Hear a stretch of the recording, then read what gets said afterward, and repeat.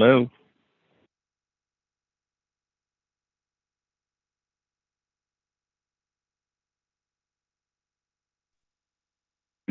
Hi, this is Shereen Whipple. We'll be starting in just a moment.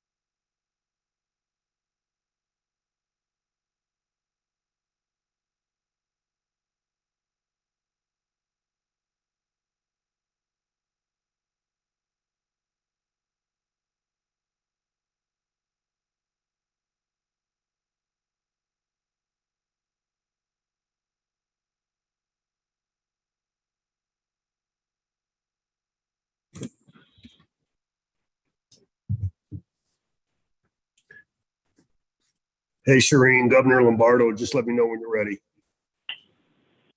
We're ready when you are. You sure about that? Well, welcome everybody to the Nevada Commission on Homeland Security briefing or board meeting. Let me call to order. Shereen, Ms. Whipple, can you do the roll call, please? Governor Joe Lombardo. Present. Sheriff Kevin McMahill. Sheriff Darren Balaam. Sheriff, are you on the phone? Colonel Brett Compton. Present. Spencer Evans. Present. Todd Vazulio. Mitchell Fox. Present. Chief Fernando Gray. Dr. Khan. Present. Chief Charles Moore. Charles Moore here. Richard Perkins.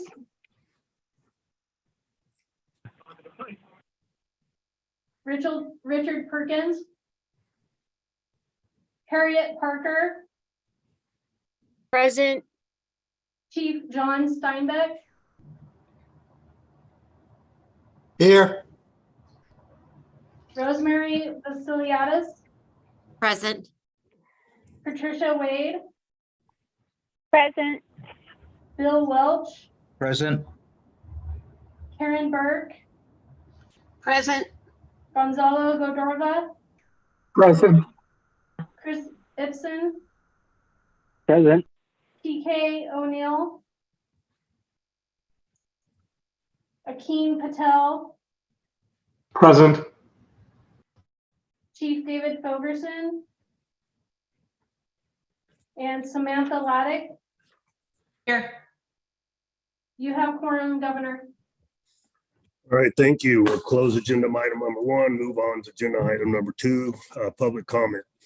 No action may be taken upon a matter raised under this item of the agenda until the matter itself has been specifically included on the agenda as an item for which action may be taken. Please limit your comments to 3 minutes.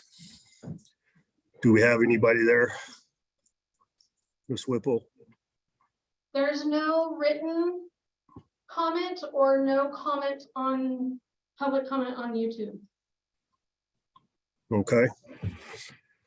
Seeing none and hearing none, we'll close the public comment section. Move on to agenda item number 3, approval of the minutes. Could I have a motion, please? Dr. Khan, so moved. Do I need a second? Yes. Second. Patty Wade. All right, we have a motion. All those in favor, say aye. Aye. Aye. Aye. All opposed, nay. Hearing none, seeing none, motion passes. We'll close agenda item number 3, move on to agenda item number 4, discussion on flooding incidents in Nevada. This is a discussion only item. John, are you available? Yes, sir. This is John Backendall, Deputy Administrator for the Division of Emergency Management for the record. Thank you, Governor and Commission members. We have completed our activation for the March atmospheric rivers, both state and federal declaration.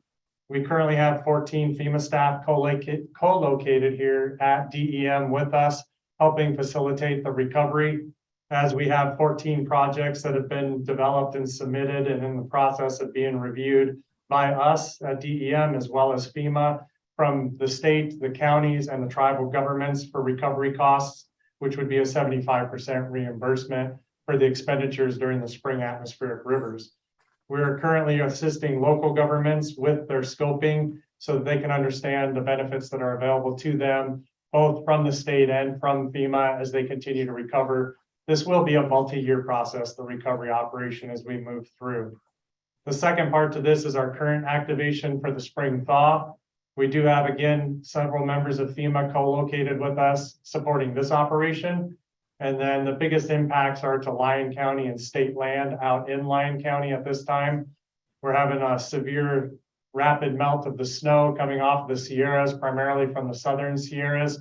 And when you look at the Sierra Mountains, this is the stuff from Bridgeport south that's hitting into the river and impacting this area currently. The governor did sign a state declaration a couple weeks ago, so we are activated in supporting that as well. That's the end of my report. John, I can't recall on the emergency activation, this is Governor Lombardo for the record. On the emergency activation, did we put an end date on that or is it still open? It is still open, sir. All right. Did we codify it with an end date? We will once we get a little bit better stance on where we're at with the recovery. And we're also working with FEMA on the potential of looking at how spring thaw may be attributed to those atmospheric rivers and see where that lies for us in future. So once we have a better grip on our recovery actions, then we can go ahead and terminate that initial activation and declaration and focus on your state declaration for the current spring thaw.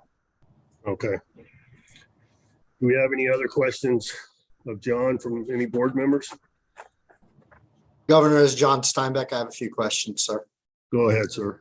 All right. So, hey, John, what is the infrastructure damage like now in these locations?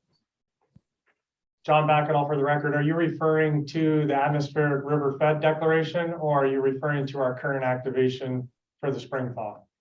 Mostly the spring thaw, but if they're significant Okay. from the other, I'd be interested. So John Backendall, for the record, again, the spring thaw, we're currently estimating about $3 million.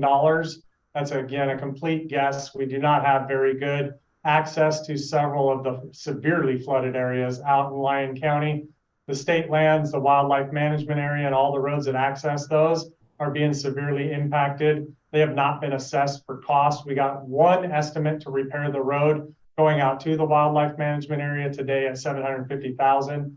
Lyon County has incurred several million dollars in their efforts to help build the base of the river shores to prevent additional flooding into the areas. So we're continuing to accrue costs. We're getting close to looking at a federal declaration for this activation just from those costs.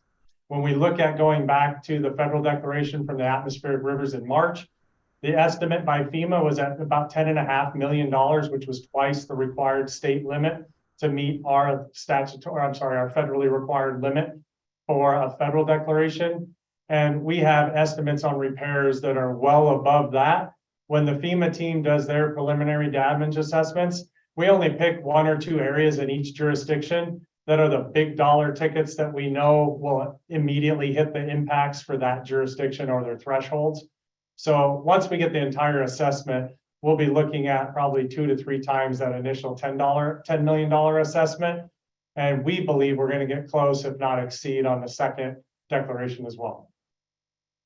Thank you, John. And so that's just public infrastructure, right? What's the damage like on the private residential or business side? John Backendall, for the record. So we have 5 homes that are severely damaged and underwater in Lyon County right now. We have several private roads that are severely wiped out, including going to NV Energy's power structure, as well as access roads out to state land, but they're privately owned. So we are assessing those as they come in. But as you probably are aware, sir, we have to have 20 to 25 homes in those areas for individual assistance. So we're working with the FEMA partners that are here on the other resources that are available to assist those private parties and the private roads that are being impacted. Appreciate it, John. Of course, if there's any resources needed from Clark County, let me know. Thank you, sir.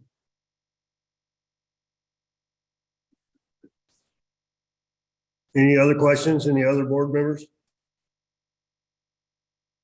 All right, hearing none, seeing none, I will close agenda item number 4 and move on to agenda item number 5. Report of the statewide adoption of the National Incident Management System, NIMS. Discussion only, and I believe, John, you're doing this presentation too? Yes, sir. John Yes, sir. Backenoff for the record again. Thank you, Governor and Commission members. We've recently been doing quite a bit of NIMS training and all hazard training statewide, including out in the rules. We most recently completed an incident commander course here in Northern Nevada that Chief Ogerson actually co-taught with us. We had an 0305, which is an all hazard incident management team training, and we continue to hold a number of ICS incident command specific training classes.